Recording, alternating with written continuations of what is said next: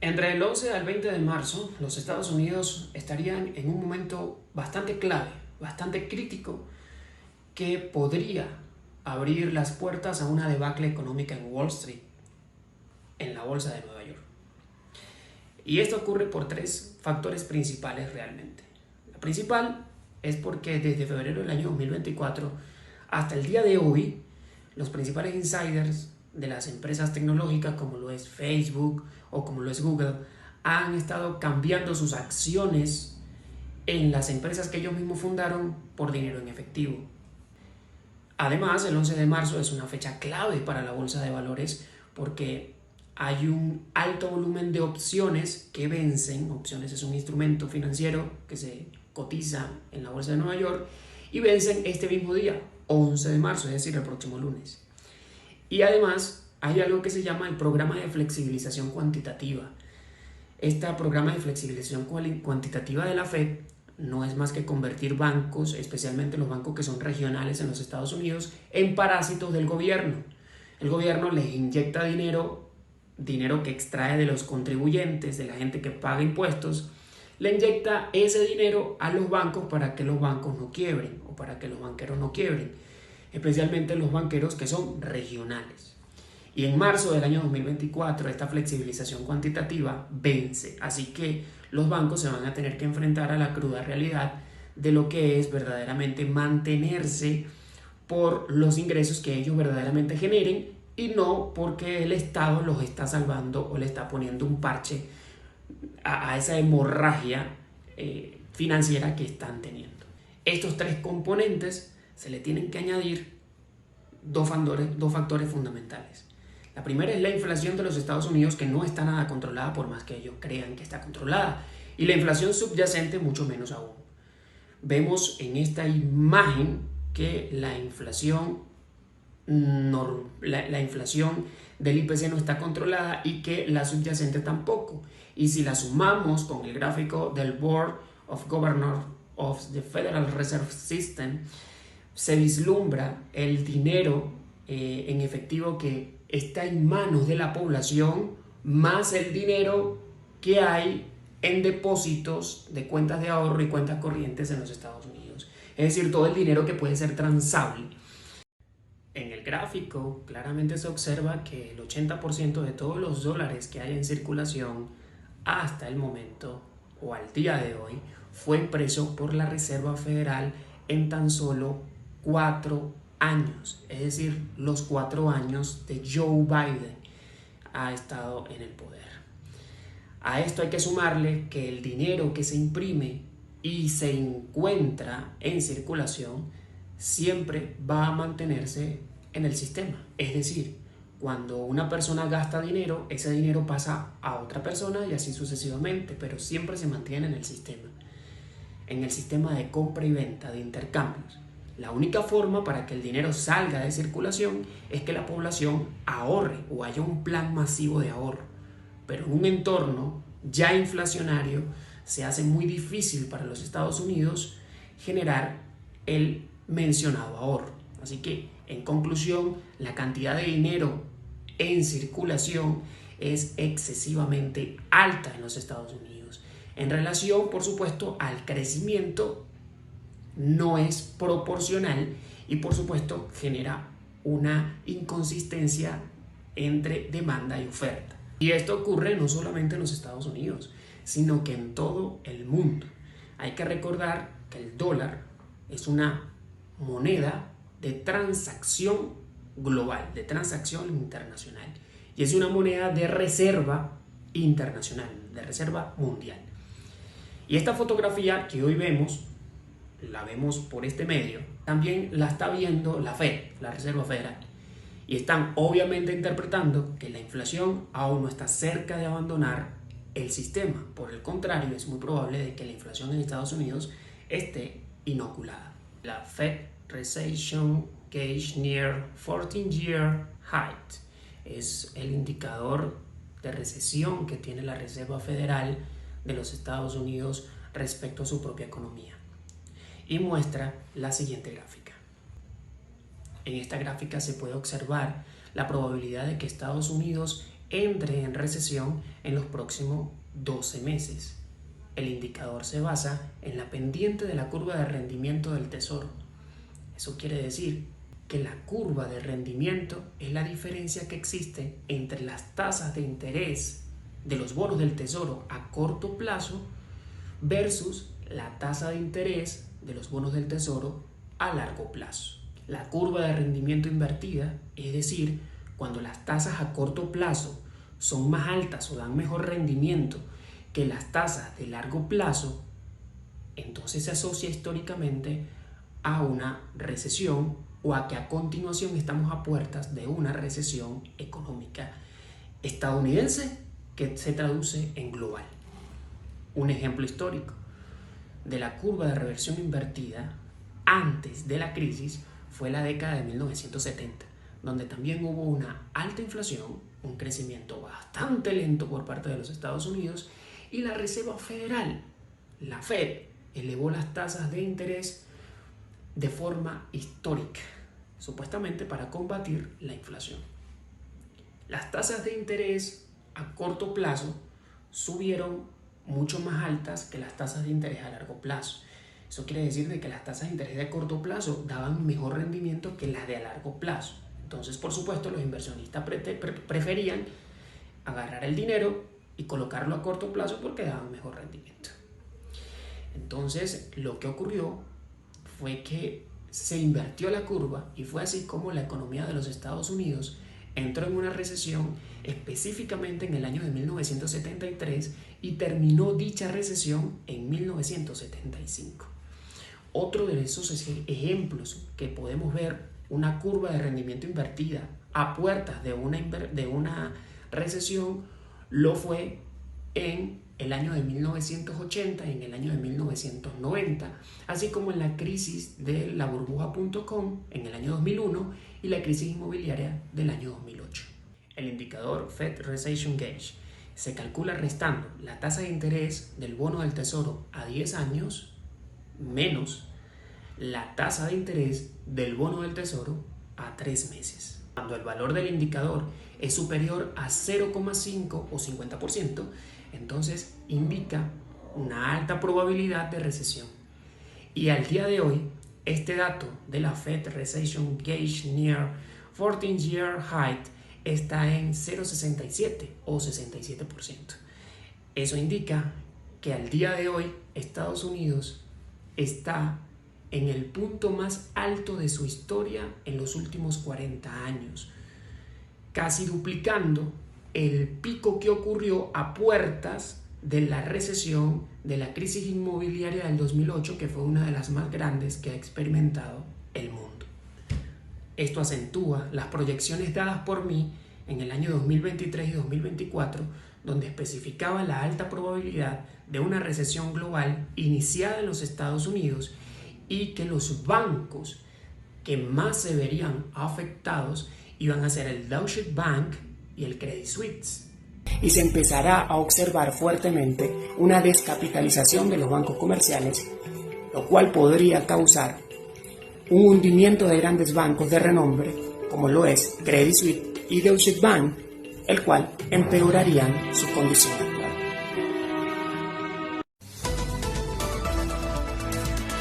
Todos los ojos están puestos en el Credit Suisse, la segunda mayor entidad bancaria de Suiza. Las acciones del banco se han llegado a desplomar un 30% este miércoles. Ocurre después de que el principal accionista confirmase que no puede ayudar al banco con más capital. Todo esto llega solo 2 días después de que 2 entidades bancarias hayan colapsado en Estados Unidos, lo que ha puesto a los inversores en estado de alerta.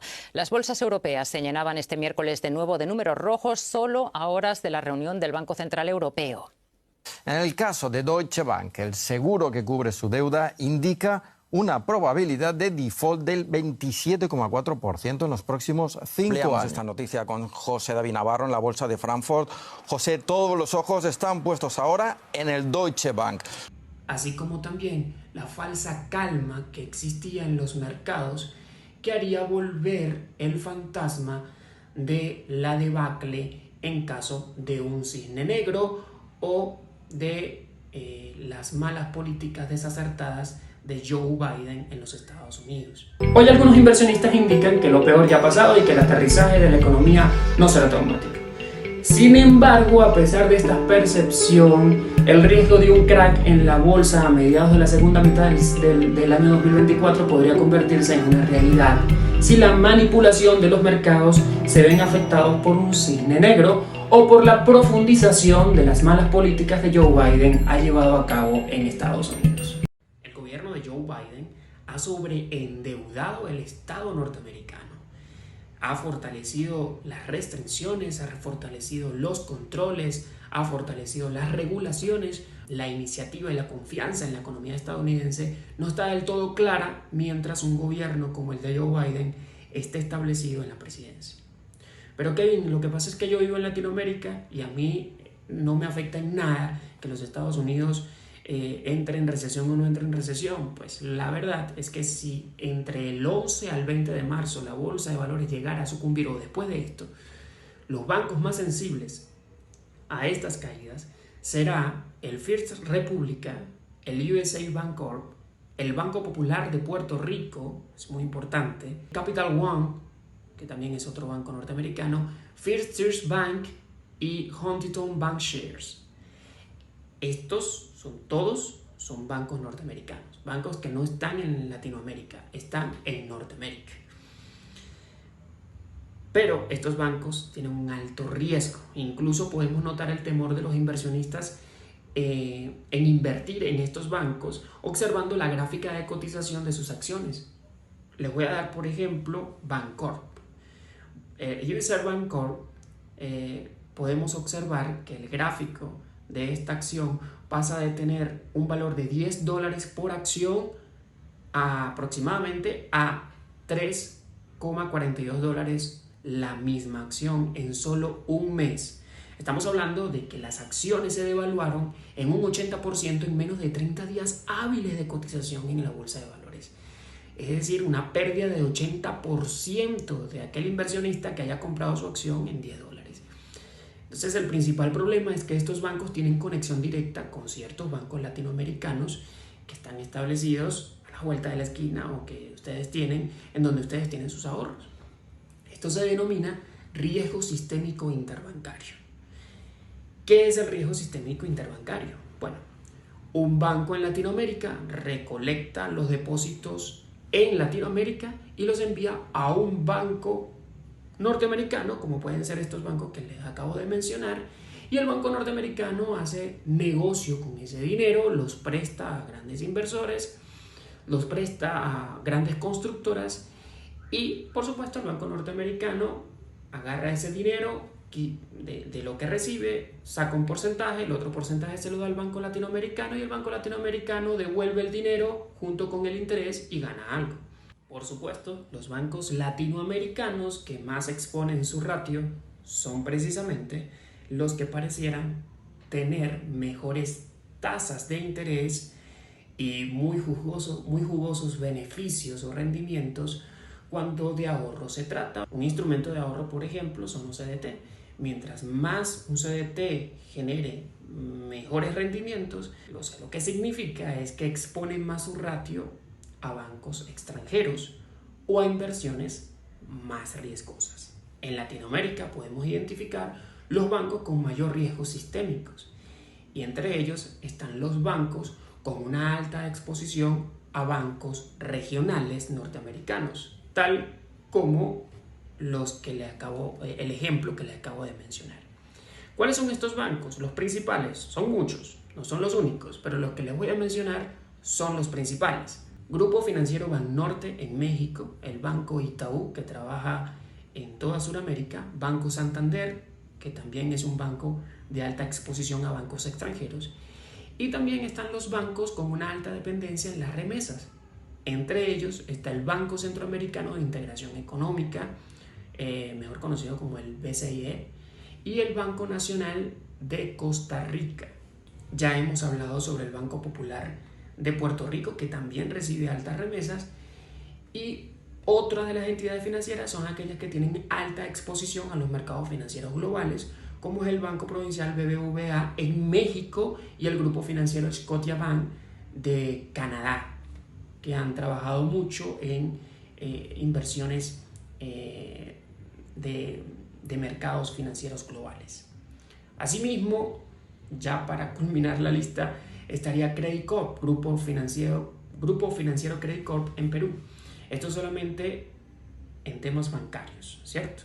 Sin mencionar que el efecto puede crear una debacle en la bolsa de Nueva York y a su vez depreciaría las monedas locales, haría más costosa la importación, reduciría la demanda de los productos latinoamericanos y como consecuencia las empresas que producen estos productos tendrían que verse forzados a reducir los gastos operativos y de personal, entre otros gastos más que seguramente van a tener que reducir para no quebrar la empresa. Lo más preocupante es que aún con este panorama que vemos, también observamos unos tweets en X como el de José Antonio Ocampo. Vean, por ejemplo, este tweet de José Antonio Ocampo que voy a publicar en este momento. Dice: con la nueva baja de la tasa de inflación a 7,7% y ya por 10 meses consecutivos, el Banco de la República debe hacer una reducción fuerte de su tasa de interés de 100 puntos básicos, o sea, un punto porcentual. Bueno, en primer lugar, alguien debería decirle al exministro Ocampo que la inflación no es la única variante que se evalúa para reducir o elevar las tasas de interés en el Banco de la República. La realidad es que existe un indicador que debería conocer el señor Ocampo, que se llama riesgo país, que se mide generalmente basándose en el diferencial de rendimiento entre los bonos del Tesoro del gobierno de los Estados Unidos y los bonos del Tesoro del gobierno de cualquier país, que está marcado por la tasa de interés.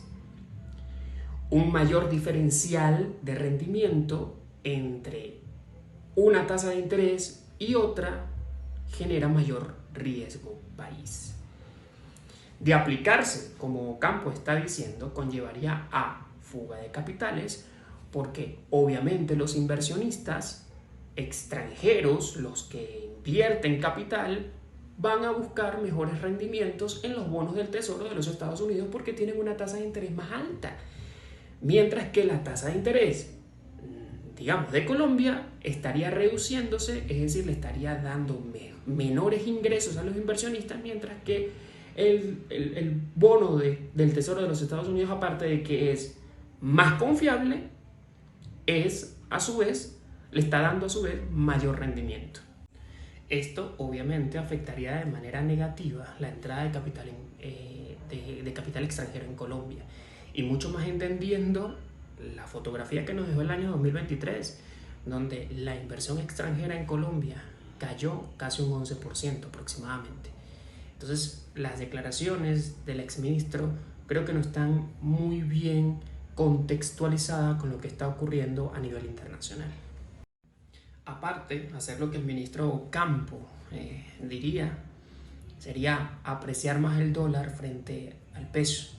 El aumento de las tasas de interés en los Estados Unidos puede fortalecer el dólar frente al peso colombiano, y mucho más entendiendo que el peso colombiano es un peso que actualmente, con el gobierno actual, es una moneda de alta incertidumbre. Entonces, obviamente, esto encarecería la importación y afectaría directamente la competitividad de las empresas colombianas, especialmente aquellas que dependen directamente o comercialmente de los Estados Unidos de América. Sin embargo, no todo es fatalista. Lo positivo de todo esto es que estamos en año electoral en los Estados Unidos, y el pasado martes fue el supermartes en donde obviamente el candidato republicano Donald Trump ganó ampliamente las primarias republicanas, lo que evidencia que va a ser el candidato a la presidencia de los Estados Unidos por parte de los republicanos. Así que los demócratas, hoy en el poder, deben ingeniársela, y ellos saben muchas maneras para ingeniárselas, para tratar de retrasar esta crisis, que es una bomba de tiempo que algún día va a explotar. Pero la idea de los demócratas será retrasar esta crisis, esta bomba de tiempo, para que le caiga al presidente, un presidente que, si es posible, no sea de ellos. Así que los demócratas, que son expertos en manipulación de mercado y en barrer la sociedad bajo la alfombra, estoy seguro que en esta semana van a tener que moverse estratégicamente para ver cómo pueden hacer que la basura quede toda completica sin que se vea debajo de la alfombra. Aunque la verdad, ya hay tanta mugre bajo la alfombra que ya no se sabe qué es más beneficioso: si seguir acumulando la basura, que evidentemente o eventualmente ya no se va a poder esconder, o terminar de caer de una vez por todas para empezar a limpiar como es debido la economía norteamericana, que ha sido viciado por malas gestiones a lo largo de este milenio, desde el 2000 hasta nuestros días. Muchas gracias por estar en Espacio Republicano.